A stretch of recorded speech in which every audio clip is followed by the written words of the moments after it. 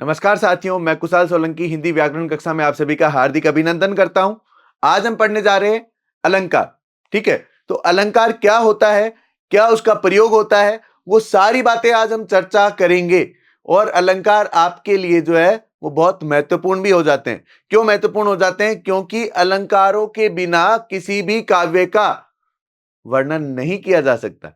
ठीक है, अब यहां पर देखिए एक छोटी सी बात समझिए। सबसे पहले कि जब हम बात करते हैं अलंकार, तो यहां पर देखिए समझिए। देखिए, काव्य की क्या बढ़ाते हैं ये? सुंदरता।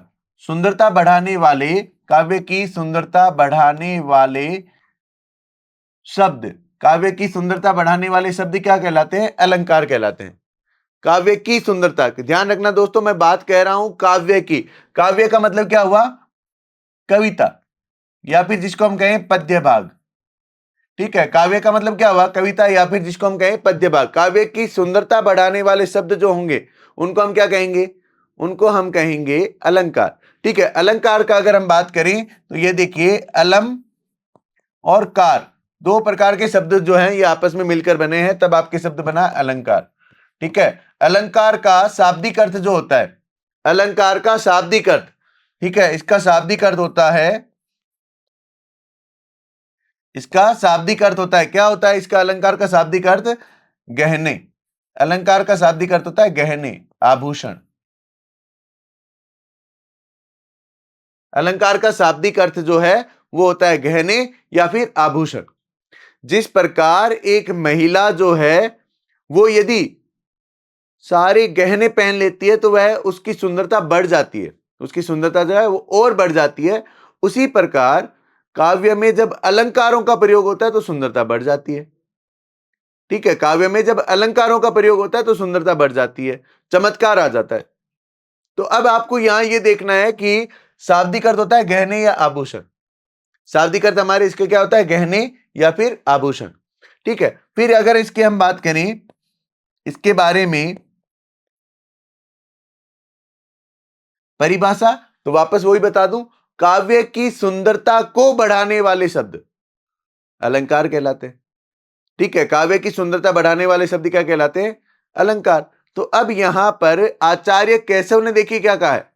आचार्य केशव ने यह कहा है, आचार्य केशव के अनुसार, आचार्य केशव ने क्या कहा है? भूषण बिनु न विराजई, भूषण विनु न विराजई कविता वनिता मित। भूषण बिनु न विराजई कविता वनिता मित। ठीक है, इसका अर्थ देखिए क्या होता है, इसका अर्थ समझिए। इसका अर्थ क्या होता है? आचार्य केशव ने जो बात कही, ठीक है, ये इनकी परिभाषा के माध्यम से हमें काफी चीजें समझ आ जाएगी। देखिए क्या है, आचार्य केशव ने कहा, भूषण बिनु न विराजई कविता वनिता मित। अब यहां देखिए भूषण का मतलब क्या होता है? भूषण का अर्थ होता है आपके आभूषण। भूषण का मतलब यहां पर क्या है? आभूषण या फिर गहने। ठीक है, आभूषण या फिर गहने। तो यहां पर ये क्या कह रहा है? कविता और वनिता, वनिता का मतलब होता है स्त्री, महिला। ठीक है, और कविता आपका काव्य। तो ये देखिए क्या कह रहे हैं, ये कह रहे हैं कि अगर जिस प्रकार, जिस प्रकार एक महिला, जिस प्रकार एक महिला आभूषण से, आभूषण से सुंदरता को बढ़ाती है, उसी प्रकार,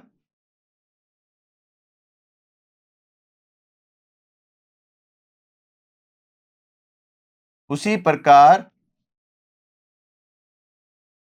अलंकार काव्य की सुंदरता बढ़ाते हैं।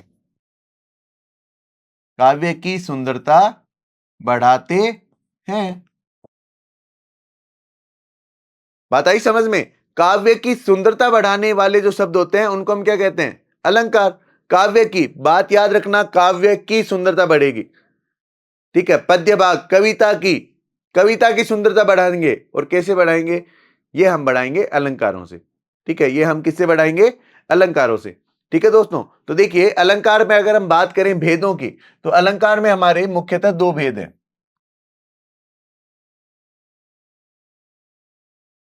अलंकार मुख्यतः दो भेद हैं। मुख्यतः कितने भेद हैं? दो भेद हैं।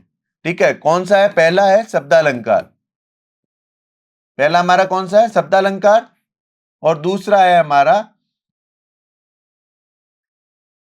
अर्थालंकार। ठीक है, लेकिन अगर हम कहें तो एक मुख्य रूप से हमारे दो भेद है। मुख्य रूप से दो भेद है। एक हमारा भेद आता है तीसरा, जिसको हम कहते हैं उभयालंकार,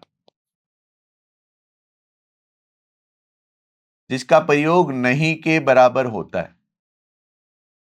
जिसका प्रयोग नहीं के बराबर होता है। और हम आपके अगर पाठ्यक्रमों की बात करें तो हमारे अलंकार जो है, हमारे अलंकार जिसमें आपके शब्दालंकार और अर्थालंकार ही आप लोगों से पूछे जाते हैं।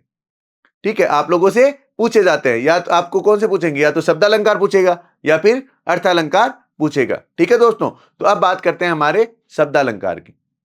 शब्दालंकार में देखिए, जब किसी शब्द विशेष के प्रयोग से काव्य में सुंदरता या चमत्कार आ जाता है, उसको हम शब्दालंकार कहते हैं। ठीक है, नाम से देखो पता चल रहा है, क्या पता चल रहा है? देखिए, ये है शब्द और इसके साथ में जुड़ा हुआ है अलंकार। क्या कह रहा है? ये कह रहा है कि शब्द पर ही चमत्कार, शब्द पर ही चमत्कार आधारित है। शब्द पर ही चमत्कार आधारित है। ठीक है, दूसरी अगर हम बात करें तो ये क्या होगा? शब्द के स्थान पर, शब्द के स्थान पर उसका पर्यायवाची, उसका पर्यायवाची शब्द रखने पर, उसका पर्यायवाची शब्द रखने पर चमत्कार या सुंदरता समाप्त हो जाएगी।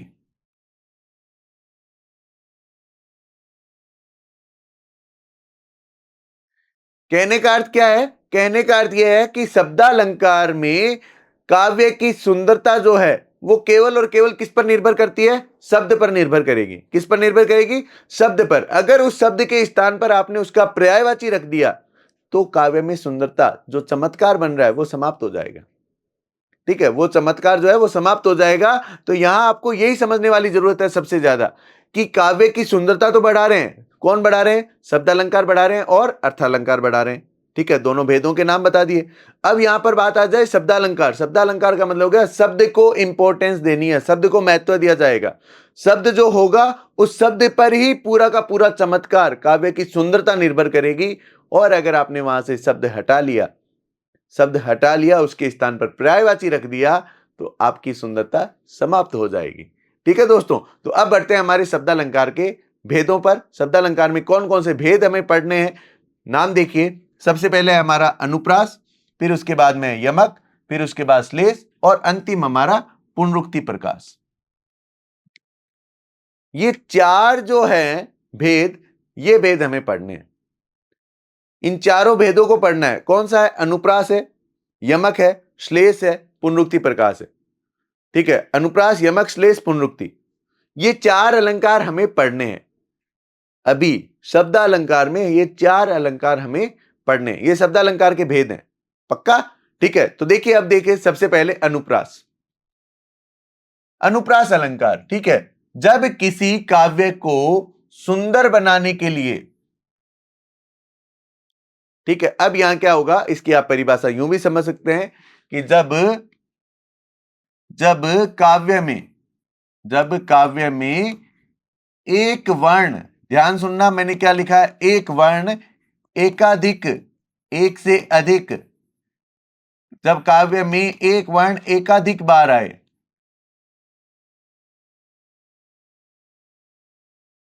जब काव्य में एक वर्ण एकाधिक बार आए, दोहराया जा रहा है, एक के बाद एक, दूसरा, तीसरा, चौथा, तो वहां पर आपके जो है कौन सा अलंकार होगा? वहां आपके अनुप्रास अलंकार होगा। वहां कौन सा अलंकार होगा?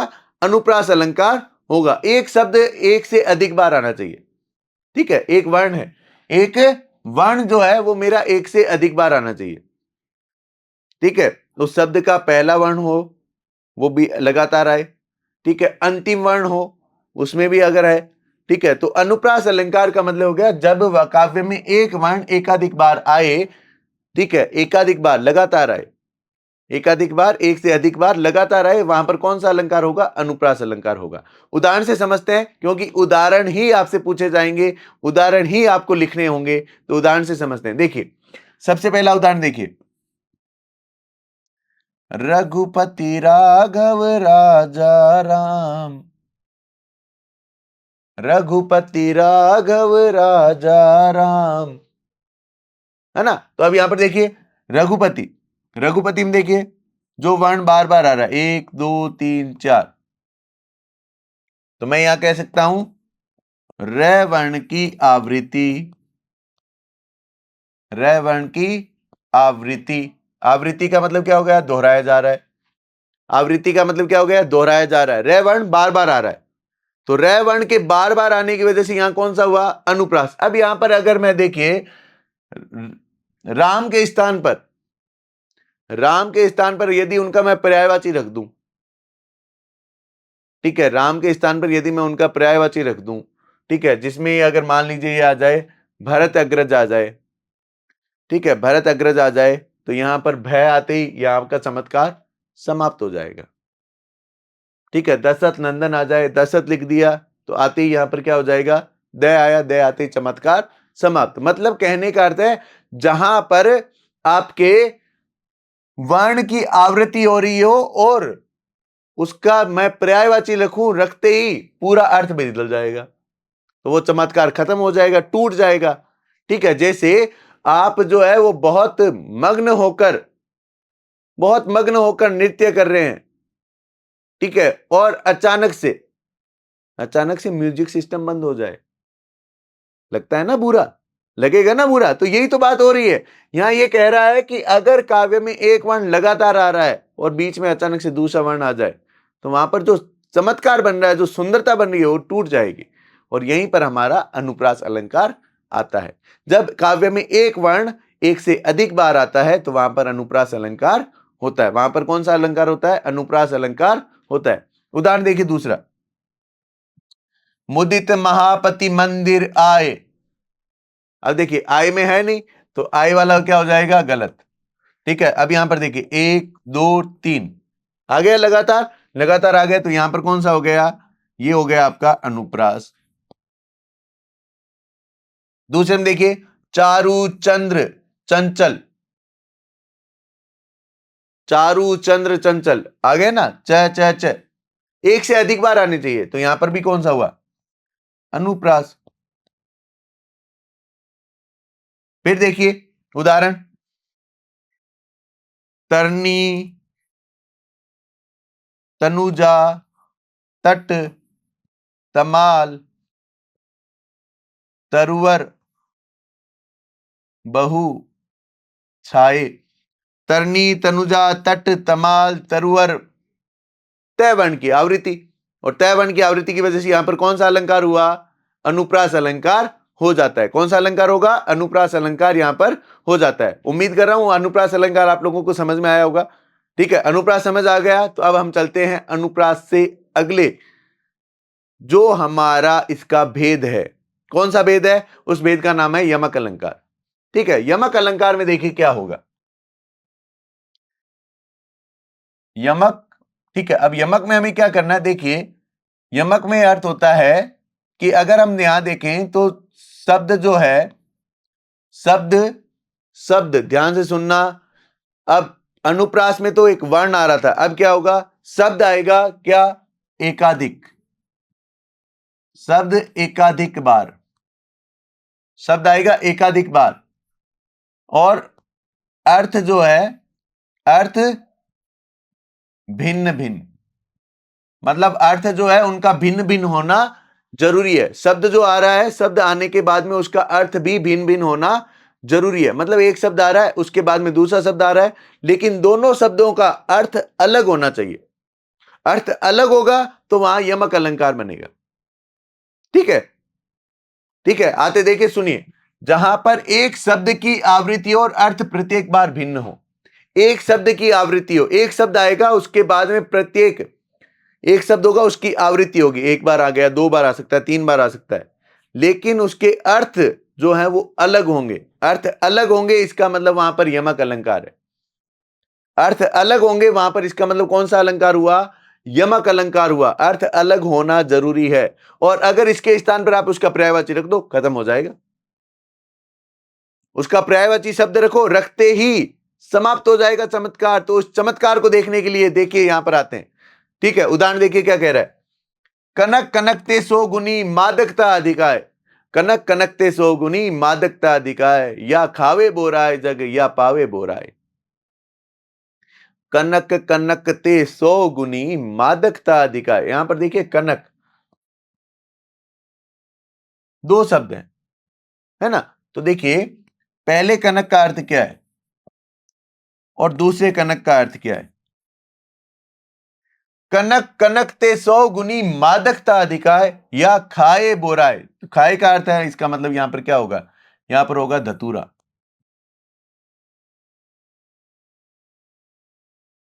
धतूरा, धतूरा जानते हो? धतूरा सुना है? धतूरा एक जो है वो एक इस प्रकार का पौधा होता है, ठीक है, जिसका कोई भी प्रयोग नहीं होता, लेकिन हां सावन मास में भगवान शिव पर जिसके सबसे ज्यादा पुष्प और फल चढ़ाए जाते हैं वो होता है आपके धतूरा। ठीक है, भगवान शिव पर जिसके सबसे ज्यादा फल और फूल चढ़ाए जाते हैं वो होता है आपके धतूरा। तो धतूरा जो होता है ये विषैला होता है, नशीला होता है, मादकता मतलब मादकता आती है इसमें। या खावे बोराए, अगर आपने इसको खा लिया तो पागल हो जाओगे। या खाए बोराए, खाते ही आप इसको पागल हो जाओगे अगर अधिक मात्रा में खा लिया। अधिक मात्रा होनी चाहिए, ठीक है, अधिक मात्रा। और दूसरा कनक का अर्थ होता है सोना। सोना,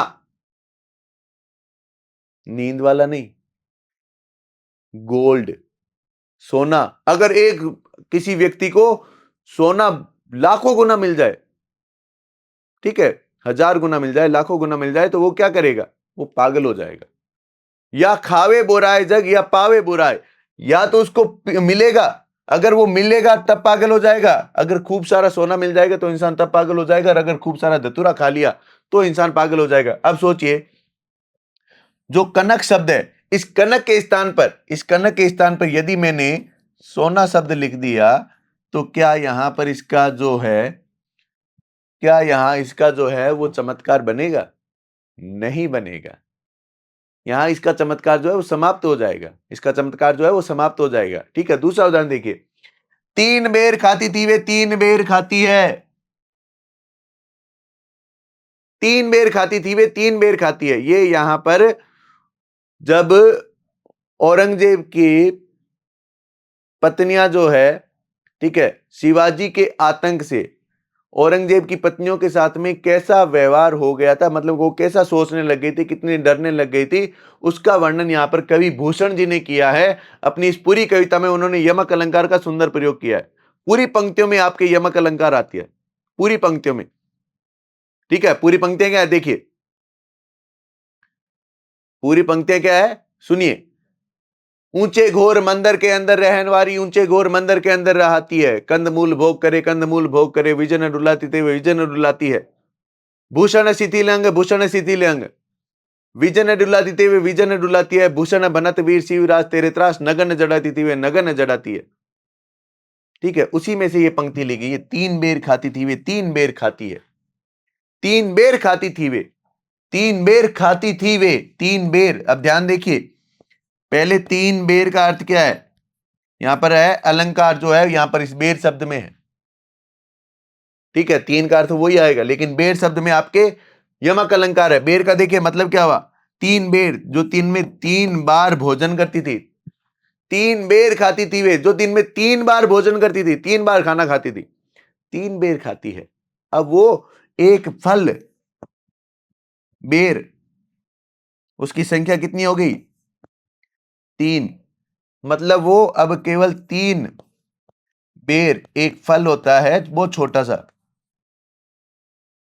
उसको खाकर अपना जीवन बिता रही है, उसको खाकर अपना जीवन बिता रही है। तो इसका मतलब यहां पर क्या हुआ? इस बेर शब्द में आपका कौन आ गया? यमक अलंकार आ गया। आ गया ना यमक अलंकार। तीसरा उदाहरण देखिए, काली घटा का घमंड घटा, काली घटा का घमंड घटा।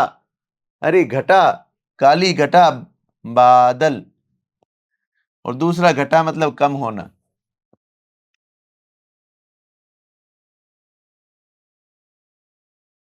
काली घटा का घमंड घटा। अब यहां पर देखिए एक और उदाहरण, यमक अलंकार का बहुत सुंदर उदाहरण आप लोगों को दे रहा हूं, याद रखना। देखिए, सारंग ले, सारंग ले सारंग चली, सारंग पहुंच्यो आय,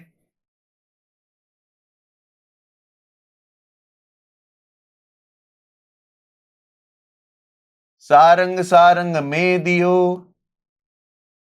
सारंग सारंग में दियो, सारंग लियो बचाए।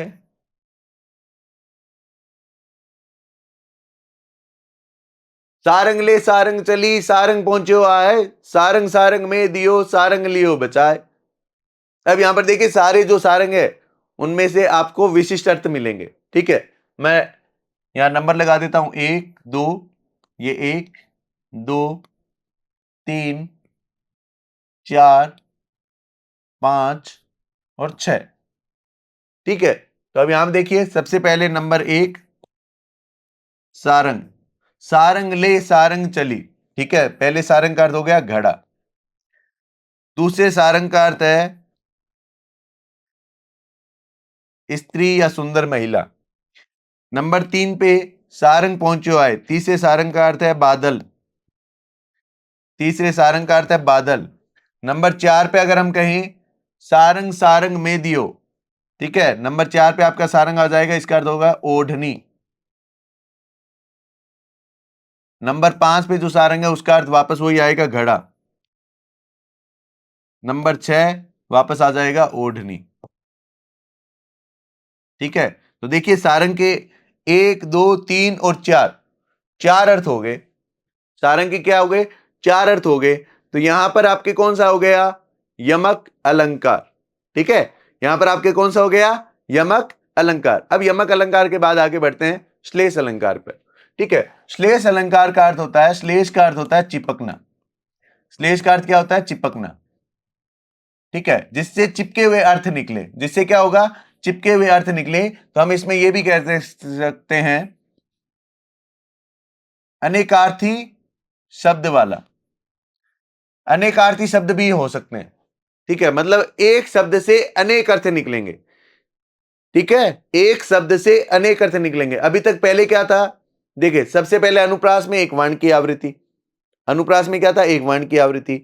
यमक में क्या था? शब्द की आवृत्ति होगी लेकिन हर बार अर्थ नया। लेकिन यहां पर देखिए, ये कह रहा है शब्द एक बार आएगा और उसके अर्थ एक से ज्यादा आएंगे। ठीक है, क्या बनेगा? शब्द एक बार परंतु अर्थ एक से ज्यादा, अर्थ एक से ज्यादा होंगे। ठीक है, अर्थ एक से आपके क्या होंगे? ज्यादा होंगे। तो देखिए, श्लेष का अर्थ होता है आपके चिपकना या चिपका हुआ या मिला हुआ। विभिन्न अर्थ मिलते हैं, एक ही शब्द से अपने को विभिन्न अर्थ मिलेंगे, जिसको हम क्या कहते हैं? अनेकार्थी शब्द। ठीक है, अनेकार्थी शब्द का प्रयोग और परिभाषा के रूप में शब्द एक बार परंतु अर्थ एक से ज्यादा। शब्द एक ही बार आएगा, ध्यान रखना, शब्द एक बार आएगा। यमक में शब्द एक से अधिक बार आएगा और हर बार अर्थ नया होगा। इसमें शब्द एक बार और उसमें शब्द एक बार और उसमें क्या होगा? अर्थ एक से ज्यादा, अर्थ एक से ज्यादा। याद रहेगा? याद रहेगा। चलो ठीक है, देखिए, रईमन पानी राखिए बिन पानी सब सून, पानी गए न उबरे मोती मानुष चून। सर आपने कहा था शब्द एक बार आएगा, यहां तो 3 बार आ गया। बेटा 3 बार आया, लेकिन यहां पर मैं अगर ऊपर वाली पंक्ति हटा भी दूं तो यहां जो अर्थ निकल रहे हैं ना वो पानी के यहां निकलेंगे।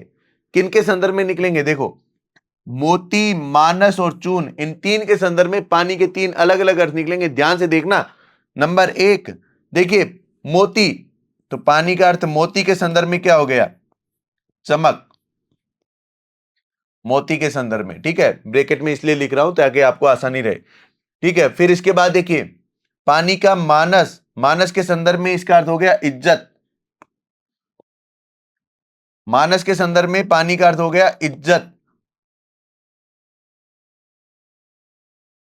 ठीक है, ये हो गया मानुष का मतलब मनुष्य। मनुष्य के संदर्भ में हो गया इज्जत। और चून, चून कह गया पानी, पानी का अर्थ यहां पर हो गया साधारण जल। साधारण जल किसके लिए? चून मतलब आटा। ठीक है, आटे के लिए इसका साधारण जल प्रयुक्त हो गया। अब आप सोचिए कि अगर मैं यहां पर पानी के स्थान पर, पानी के स्थान पे जल लिख दूं, ठीक है, पानी के स्थान पे अगर मैं जल लिखूंगा ना तो केवल और केवल चून के संदर्भ में अर्थ आएगा, मोती और मानस के रूप में नहीं आएगा। बात समझ रहे हैं ना? बात समझ रहे हैं कि यमक अलंकार में एक शब्द से अधिक बार की आवृत्ति होकर अधिक बार अर्थ निकल जाएंगे। यहां पर क्या हो रहा है? एक शब्द आ रहा है लेकिन उसके अर्थ एक से ज्यादा हैं। अर्थ एक से ज्यादा हैं। आप देखिए, पानी के अर्थ हैं वो 3 के संदर्भ में आ रहे हैं। 3 के संदर्भ में आ रहे हैं ना? पक्का ध्यान दे दिया? अब यहां पर देखिए, सीधी चलते राह जो रहते सदा निशंक। सीधी चलते राह जो, जो अपनी राह पर हमेशा सीधे चलते रहते हैं, वो हमेशा बिना डर के रहते हैं। जो करते विप्लव, जो नाटक करके चलते हैं, हरि का है आतंक। अब हरि के 2 अर्थ हैं। हरि के यहां पर 2 अर्थ है। ठीक है, हरि के यहां पर 2 अर्थ है। पहला अर्थ आपके हो गया हरि का, पहला हरि का अर्थ हो गया आपके विष्णु भगवान। ठीक है, मतलब जो व्यक्ति हमेशा अपने केवल और केवल आदर्शों पर चलता है और है वह किसी प्रकार से अगर किसी को कष्ट नहीं देता है, ठीक है, तो भगवान विष्णु भी उसे किसी प्रकार का कष्ट नहीं देते। और दूसरा है बंदर। अगर रास्ते में बंदर बैठे हुए हो, रास्ते में बंदर बैठे हुए हो, ठीक है, आप लोग चुपचाप सीधे सीधे निकल जाओगे, बंदर आपको कुछ नहीं कहेगा। लेकिन अगर आप उसको छेड़ते हुए जाओगे तो बंदर आपसे वापस आपको बदला लेगा। ठीक है, तो हरि के यहां पर 2 अर्थ आ गए। एक और उदाहरण देखिए जहां पर आपकी बात क्लियर हो जाएगी। देखिए, शब्द देखिए, मंगन को देख पट देती बार बार। मंगन को देख पट देती बार बार।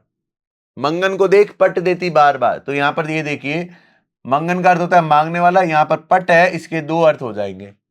पहला अर्थ हो जाएगा आपके, नंबर 1 अर्थ हो जाएगा क्या? दरवाजा। पट का अर्थ हो गया दरवाजा, और दूसरा अर्थ हो गया वस्त्र।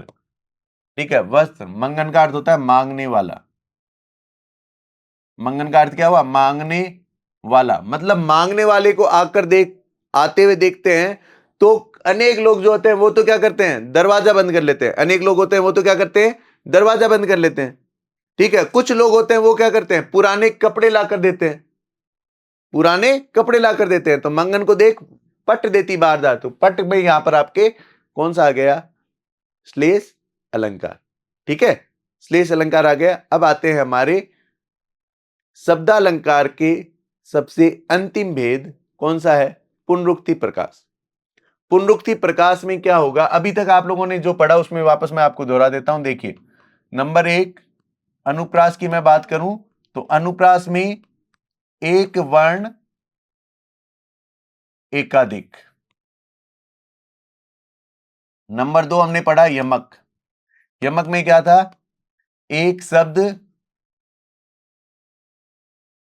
एकाधिक, ठीक है, प्लस अर्थ विभिन्न। ठीक है, प्रत्येक बार। अगर 2 बार आया तो 2 बार अर्थ हो जाएंगे, 3 बार हो गए तो 3 अलग अलग अर्थ हो जाएंगे। फिर आता है आपके श्लेष। ठीक है, अब इसमें क्या होगा? एक शब्द एक बार, ठीक है। अर्थ एकाधिक, एक से अधिक होंगे। लेकिन नंबर 4 पे जब हम आते हैं पुनरुक्ति प्रकाश में, तो इसमें क्या होगा, शब्द शब्द दोहराया जाएगा, मतलब रिपीट होगा तुरंत, उसके बाद एक शब्द के तुरंत बाद में वही शब्द वापस आ जाएगा। परंतु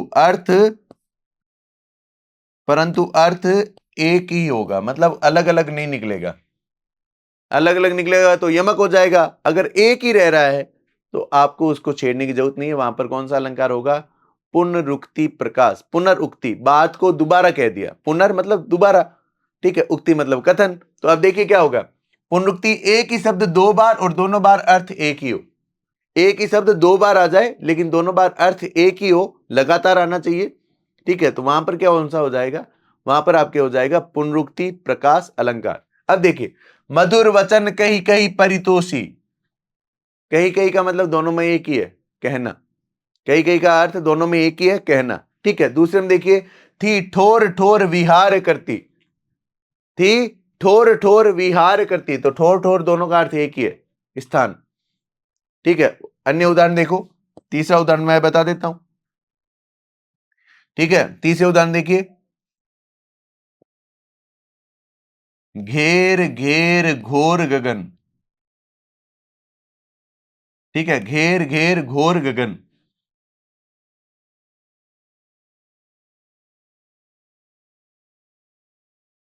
घेर घेर घोर गगन, तो अब यहां पर देखिए, घेर घेर, यहां पर तो आपके तो हो गया पुनरुक्ति प्रकाश, ठीक है, पुनरुक्ति प्रकाश हो गया। और हां, आप जो उत्तर दे रहे हो अनुप्रास, वो अनुप्रास भी है। घ घ और घ तीन आवृत्ति हो गई, तो ये अनुप्रास भी है। लेकिन घेर घेर शब्द जो है उसमें कौन सा है, उसमें कौन सा है, उसमें आपके है पुनरुक्ति प्रकाश। अब पुनरुक्ति प्रकाश पे अगर हम बात करें, अगर बात करें गाने की, तो गाने में देखिए आप प्रयुक्त होता है। गाने भी क्या है, काव्य के रूप ही तो है, कविताओं के रूप है, लेकिन संगीतबद्ध कर दिया गया है, इसलिए वो भी क्या है, वो भी हमारे अलंकार उसमें भी आते हैं, ठीक है। अब आप देखिए, धीरे धीरे से मेरी जिंदगी में आना, धीरे धीरे, तो यहां पर कौन सा है, पुनरुक्ति प्रकाश। धीरे धीरे से मेरी जिंदगी में आना कौन सा है, पुनरुक्ति प्रकाश, ठीक है। शुरुआत में आपको बताया रघुपति राघव राजा राम, तो कौन सा हो गया, कौन सा हो गया, अनुप्रास अलंकार। धीरे धीरे मेरी जिंदगी में, धीरे धीरे, पुनरुक्ति प्रकाश, ठीक है दोस्तों। तो यहां आज आपके शब्दालंकार की होती है पूर्णाहुति। शब्दालंकार आपके यहीं समाप्त होते हैं। उम्मीद है इन शब्दालंकारों को आपने बहुत अच्छे से समझ लिया होगा, इनके उदाहरणों को समझ लिया होगा, और किस प्रकार हम इन्हें पहचान सकते हैं यह भी जान लिया होगा, ठीक है दोस्तों। मिलेंगे अलंकारों के दूसरे भाग के साथ में बहुत जल्द। तब तक के लिए जय हिंद, जय भारत, धन्यवाद।